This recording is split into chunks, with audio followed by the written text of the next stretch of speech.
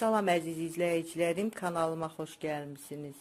Bugünkü videomda 10 dəqiqədə hazırlayıb sobada bişirə biləcəyiniz çox dadlı burma peçenyaların hazırlanmasını sizinlə paylaşıram.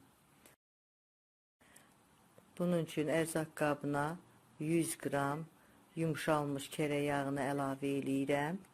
Üzərinə 4 xörək qaşığı şəkər tozu, 1 çimdikdə duz əlavə eləyib, yağla şəkər tozunu yaxşı-yaxşı qarışdırıram. İstəyə görə şəkər tozunu 3 yemək qaşığı şəkər pudrası ilə də əvəz eləmək olar. Yağı öncədən soyuducudan çıxartmışam, qalıb yumuşalıb. Yağ nə qədər yumuşaq olsa, qarışdırmaq da o qədər asan olur. Şəkər tozu ilə yağı qarışdırandan sonra üzərinə bir ədəd sındırdığım yumurtanı əlavə eləyirəm. Bir paketdə şəkərli vanil əlavə eləyib, yağ qarışımı ilə yumurtanı da yaxşı-yaxşı qarışdırıram.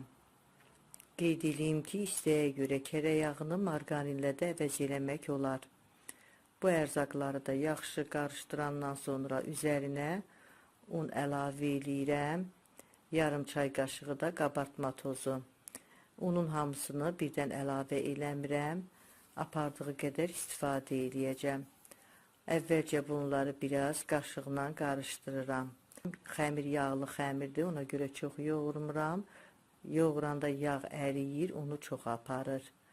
Xəmir üçün 2 stəkan un istifadə elədim. Stəkan ölçüsü 200 ml-dir. Xəmiri bir yerə yığıb kündə halına gətirirəm. Yoğurduğum xəmiri gözlətmirəm. Masanın üzərinə yerləşdirib xəmir kəsəndən 2 hissəyə bölürəm. Daha rahat doğramaq üçün xəmirləri əlimlə yuvarlayıb uzunsov şəkil verirəm. 2 ədəd belə videoda gördüyünüz kimi uzunsov şəkilli xəmir hazırlayıram. Doğrayıram. Hər xəmiri 5 yerə bölürəm. 10 ədəd xəmir kəsirəm. Kəsdiyim xəmir parçalarını əlimlə yuvarlayıb kündə halına gətirirəm. Hamısını eyni ölçüdə kündələr hazırlayıram. Kündələri də hazırlayandan sonra peçenyanı hazırlayıram. Peçenyaların daha gözəl görünməsi belə silikon çaynik altı götürmüşəm. Yenidir, istifadə olunmayıb.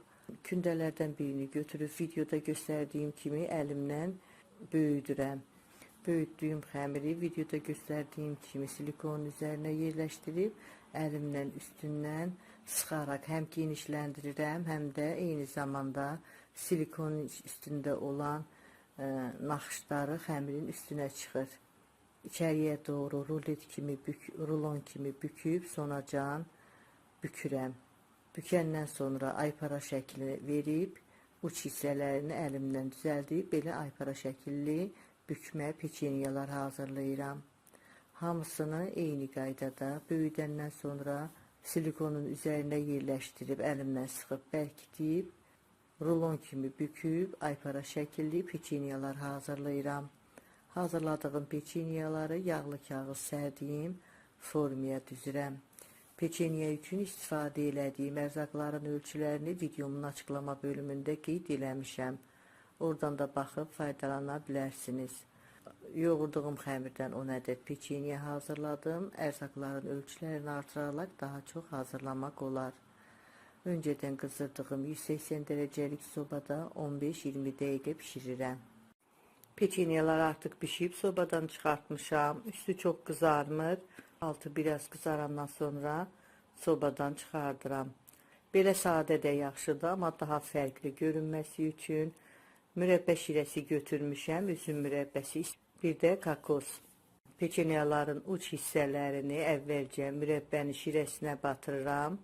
Sonra kakosa batırıram. Uç hissələri kakoslu olur. Bu şəkildə hazırlayıb servis edəcəyim qaba düzürəm. Hamısını eyni şəkildə hazırlayıram. Öz zövqünüzə görə istədiyiniz mürəbbə şirəsindən, cemdən, qatlaşmış süddən də istifadə eləmək olar. Kakosu da qoz əzməsi ilə, fındıq əzməsi ilə, badamla da əvəz eləmək olar. Peçenyalarım artıq çay süfrəsinə hazırdır. Görünüşü də çox gözəldir, dadı da çox ləzzətlidir. Kövrək, ağızda əriyən, Çox dadlı peçenyalardır. Siz də hazırlayın. Hazırlayacaq olan hər kəsə öncədən nuş olsun deyirəm. Videomu izlədiyiniz üçün sizə öz təşəkkürümü bildirirəm. Videomuzu bəyənməyi, əgər abunə deyilsinizsə abunə olmağı unutmayın. Sağ olun, yeni videolarda görüşənədək.